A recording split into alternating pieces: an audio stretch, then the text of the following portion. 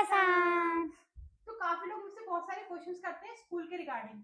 मेरी डॉटर यहाँ Japanese school में 5th स्टैंडर्ड में पढ़ती है, तो अभी जो क्वेश्चन है उसके रिगार्डिंग है।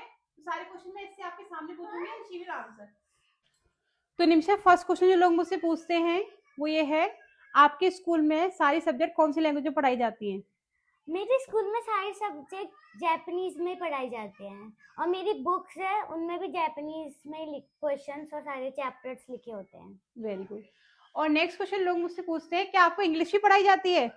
हाँ, इंग्लिश पढ़ाई जाती है इन अ सब्जेक्ट, लेकिन उसके बुक में भी थोड़ी सी जापानीज लिखी रहती है। ओके, मतलब यहाँ का जो मेन सब्जेक्ट है, मेन जो थीम है वो जापानीज में ही है। जैसे अपने यहाँ यूपी बोर्ड में हिंदी में पढ़ाते हैं और सीबीएसई बोर्ड में इंग्लिश में पढ़ाते हैं, ऐसे यहाँ पर पूरे जापान में जापानीज में ही पढ़ाते हैं सारी सब्जेक्ट्स। क्या आपको यहाँ जापान में स्कूल में हिंदी भी पढ़ाई जाती है? बिल्कुल नहीं, हिंदी यहाँ पे नहीं पढ़ाई जाती है, क्योंकि इंडिया में जैसे हम हिंदी पढ़ते हैं वैसे यहाँ पे जापानीज पढ़ते हैं, ना कि हिंदी। ओके, तो मेरा आपसे ये क्वेश्चन है कि आपको हिंदी आती है? हाँ। हिंदी कौन पढ़ाता है आपको निमिषा? आप मम्मा। ओके, मतलब मैं इसको घर पर हिंदी पढ़ाती हूँ, इसलिए इसको हिंदी आती है। ओके, क्योंकि मेरा ये मानना है आप कहीं भी रहो आपको अपने रूट्स को नहीं भूलना चाहिए। तो क्योंकि बच्चे को बहुत सारे हमारे हिंदी में ग्रंथ होते हैं जो हिंदी में ही होते हैं, संस्कृत में होते हैं, इसलिए मैं हिंदी बच्चे को यहाँ पे घर पर पढ़ाती हूँ। क्योंकि अबराज बड़ा हो जाएगा तो अबराज को मैं हिंदी स्टार्टिंग में पढ़ाना शुरू कर दूंगी।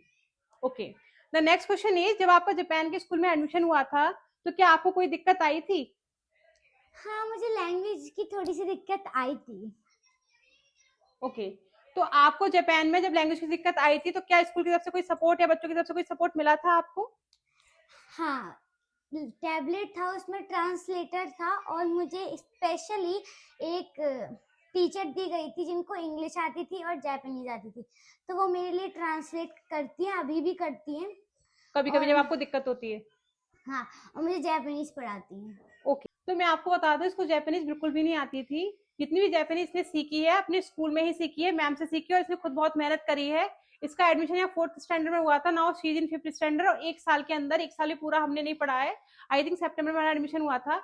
उसके अकॉर्डिंग इसे जापानीज बहुत अच्छे से आती है और इसमें पूरा सपोर्ट स्कूल के टीचर्स का भी है, थोड़ा बहुत सपोर्ट हमारा भी है और बच्चे की भी मेहनत है। आप अपने स्कूल में एक अकेले इंडियन चाइल्ड हो, है ना, बाकी सारे बच्चे जापानीज है आपके स्कूल में, तो आपको थोड़ा ऑकवर्ड फील होता है, कुछ दिक्कतें होती है, सारे बच्चे जापानीज है, क्या आपके साथ वो फ्रेंडली है या नहीं है, या आपको टॉर्चर करते हैं या परेशान करते हैं, मतलब कैसा लगता है आपको स्कूल में? अच्छा लगता है, कोई ऐसे तो करता नहीं है। ओके, सब अच्छे से रहते हैं आपके साथ फ्रेंड्स बन के? हाँ। ओके, ठीक है। अब बात करते हैं, क्योंकि सारे बच्चे वहाँ नॉन वेजिटेरियन है और आपको पता है जापानीज स्कूल में बच्चे खुद लंच सब करते हैं, बच्चे स्कूल में ही लंच खाते हैं। और मेरी जो डॉटर है, बिकॉज वी आर वेजिटेरियन, हम जापान में रहते हुए हम वेजिटेरियन है, तो ये अपना लंच घर से लेकर जाती है। तो बेटा, आप जब वहाँ लंच करते हो, आप अपना लंच घर से लेकर जाते हो, वही आप लंच करते हो, और वो लोग स्कूल से मिलता हुआ लंच करते हो, तो आपको कोई उसमें कुछ दिक्कत आती है? बच्चे कुछ ऐसे करते हैं कि नहीं, ऐसे कुछ मतलब कुछ अजीब सा लगता है? मुझे कोई दिक्कत नहीं होती मम्मा, मैं अपना खाती हूँ, वो अपना खाते हैं। Very good. ओके, तो इस तरीके से जापान में बड़े लोग तो रिस्पॉन्सिबल होते ही हैं। यहाँ के बच्चे स्कूल में बहुत रिस्पॉन्सिबल होते हैं, बहुत डिसिप्लिन होते हैं, क्योंकि उन्हें बचपन से सारी चीजें सिखाई जाती हैं। तो बच्चे स्कूल में झाड़ू पोछा भी करते हैं, अपने क्लासरूम को खुद साफ रखते हैं। आप भी करते हो बेटा?